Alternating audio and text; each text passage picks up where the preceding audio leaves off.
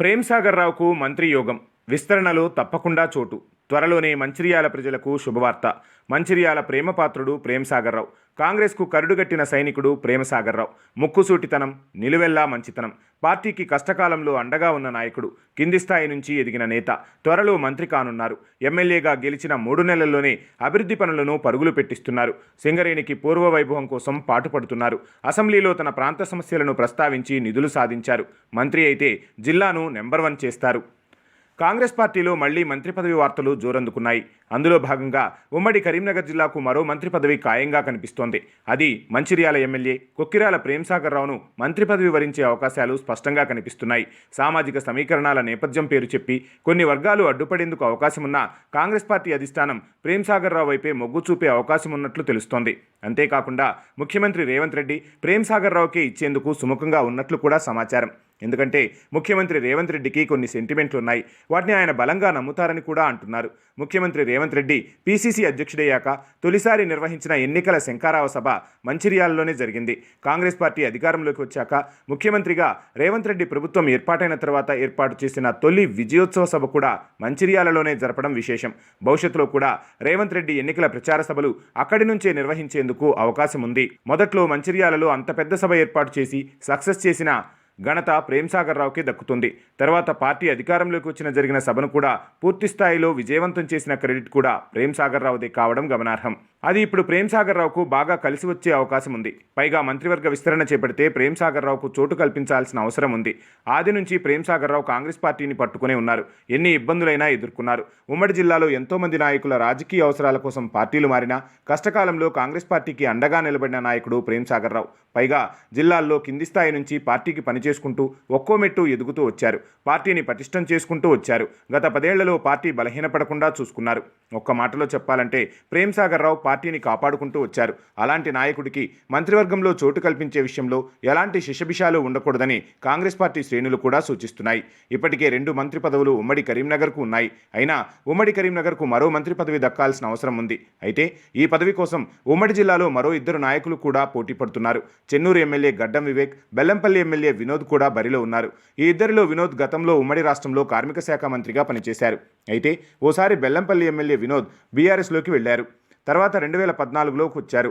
అయితే అప్పటి నుంచి కాంగ్రెస్లోనే కొనసాగుతున్నారు. చెన్నూరు ఎమ్మెల్యే గడ్డం వివేక్ ఉమ్మడి రాష్ట్రంలో ఎంపీగా పనిచేశారు. పెద్దపల్లి నుంచి ప్రాతినిధ్యం వహించారు. తెలంగాణ వచ్చిన తర్వాత ఆయన టీఆర్ఎస్లో చేరారు. ఆ తర్వాత బీజేపీలో చేరారు. ఎన్నికల ముందు కాంగ్రెస్ గూటికి చేరుకున్నారు. చెన్నూరు నుంచి గెలుపొందారు. ఆయన కూడా మంత్రి పదవిని ఆశిస్తున్నారు. అదే దశలో తన కుమారుడికి పెద్దపల్లి ఎంపీ సీటు కూడా అడుగుతున్నట్లు సమాచారం. ఇటీవలే పెద్దపల్లి సిట్టింగ్ ఎంపీ వెంకటేష్ నేత కాంగ్రెస్లో చేరారు. దాంతో తన కుమారుడికి ఎంపీ సీటు వచ్చే అవకాశం లేదన్న ఆలోచనతో వివేక్ మంత్రి పదవి కోరుతున్నారని తెలుస్తోంది. గత 10 ఏళ్లుగా కాంగ్రెస్లోనే ఉన్న వినోద్ గతంలో మంత్రిగా పనిచేసిన అనుభవం ఉంది. దాంతో ఆయన కూడా తనకే మంత్రి పదవి ఇవ్వాలని బలంగా కోరుతున్నారు. ఈ ఇద్దరిలో ఎవరికి పదవి ఇచ్చినా మరొకరితో తలనొప్పి వచ్చే అవకాశం ఉంది. ఒకవేళ వెంకటేష్ నేతాను కాదని వివేక్ కుమారుడికి ఎంపీ టికెట్ ఇస్తే ఖచ్చితంగా వినోద్ మంత్రి రేసులో ఉంటానంటాడు. ఒకవేళ వివేక్ను కాదని వినోద్కు మంత్రి పదవి ఇస్తే ఆయన అలిగే అవకాశం ఉంది. అందువల్ల ఇద్దరిలో ఎవరికి మంత్రి పదవి ఇచ్చినా ఏదో ఒక సమస్య తప్పక ఎదురయ్యే అవకాశం ఉంది. అందువల్ల మధ్య మార్గంగా మంచిర్యాల ఎమ్మెల్యే ప్రేమ్ సాగర్ రావుకు మంత్రి పదవి ఇస్తే ఎలాంటి సమస్య ఎదురుకాదు. పైగా పార్టీ కోసం కష్టపడిన నాయకుడికి ఎన్నటికైనా ఫలితం ఉంటుందన్న సంకేతాలను శ్రేణులకు ఇచ్చినట్లవుతుంది. ప్రేమ్ సాగర్ రావు మాజీ ఎమ్మెల్యే దివాకర్ రావుపై సుమారు 70,000 మెజార్టీతో గెలిచారు. అంటే ప్రజలు ఆయన నాయకత్వంపై ఎంతో నమ్మకంతో ఉన్నారో ఈ ఫలితమే తెలియజేస్తుంది. 1985లో కార్మిక సంఘ నాయకుడిగా ఉన్న ప్రేమ్ సాగర్ రావు అంచెలంచెలుగా కాంగ్రెస్లో ఎదుగుతూ వచ్చారు.